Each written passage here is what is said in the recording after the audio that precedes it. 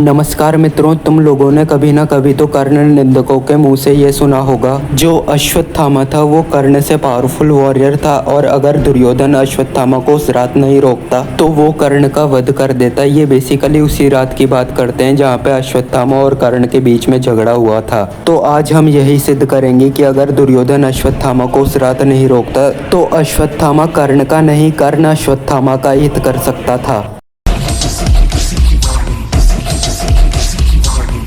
पूरा बेल का पत्ता, तीनों लोग इसी की सत्ता। स्पीकर भी अडिग अमर है, महादेव हर हर है जत्ता। वही शून्य है वही इकाई, वही शून्य है वही इकाई, वही शून्य है वही इकाई, जिसके भीतर बसा शिवाय।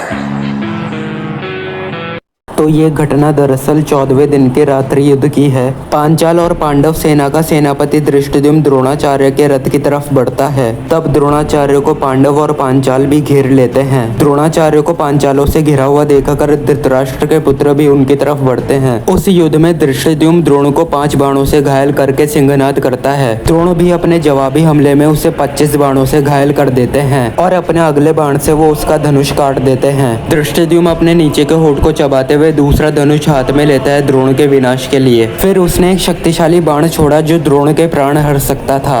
उस बाण ने सभी सैनिकों को प्रकाशित किया जैसे रण में दूसरा सूरज उग चुका हो। उस शक्तिशाली बाण को देखकर देवताओं और गंधर्वों ने द्रोण के सकुशल रहने की प्रार्थना की। पर जब तक वो बाण द्रोण के रथ के पास पहुंचता, सूर्यपुत्र कर्ण ने अपने हाथों की फुर्ती दिखाते हुए उस बाण को 12 टुकड़ों में काट दिया। कर्ण के बाणों से क्षण भर में असफल हुआ वो बाण धरती पे गिर पड़ा। अब इस बाण का वृतांत सुनकर तो ऐसा लगता है कि ये कोई साधारण बाण नहीं था, बल्कि एक असाधारण बाण था जो द्रोण के प्राण भी हर लेता अगर कर्ण उसे नहीं काटता तो यहाँ देखा जाए तो कर्ण ने द्रोण के प्राणों की रक्षा की, उसी द्रोण के प्राणों की रक्षा की जो कोई भी अवसर नहीं छोड़ता था कर्ण का अपमान करने का। कर्ण दानवीर तो था ही सही पर उदारवादी भी था अपने मित्रों और शत्रुओं के प्रति। तो जो ये कर्ण के निंदक कहते रहते हैं ना अश्वत्थामा ने कर्ण की जान बचाई 14वें दिन पर, तो बाद में कर्ण ने भी तो उसके पिता की जान बचा के उस पर उपकार किया था। और अगर वो इतने शक्तिशाली बाण को क्षण भर में काट सकता है तो अश्वत्थामा का गला भी काट सकता था। और तलवार संचालन करने में तो कर्ण पारंगत था क्योंकि उसने एक ही साथ भानुमति स्वयंवर में 100 से भी अधिक राजाओं को हराया था तलवार के बल पे ही। युद्ध में अपने साथियों की सहायता करना ये युद्ध नीति का ही एक हिस्सा रहता था। सभी योद्धा एक दूसरे की सहायता करते थे अगर वो किसी मुसीबत में फंस जाते थे तो। जो ये लोग कर्ण के रथहीन होने को इतना बड़ा चढ़ाकर बताते हैं वो इस बात को मानेंगे कि नहीं?